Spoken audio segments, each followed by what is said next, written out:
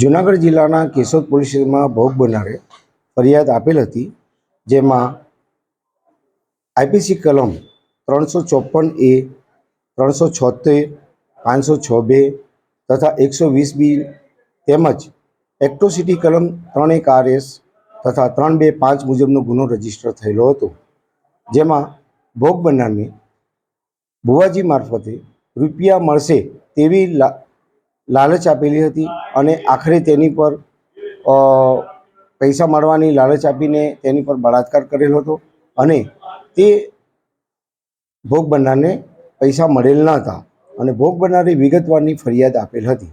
હાલ પોલીસ તપાસ ચાલુ છે. કેટલા આરોપી છે અને મુખ્ય આરોપી કોણ છે?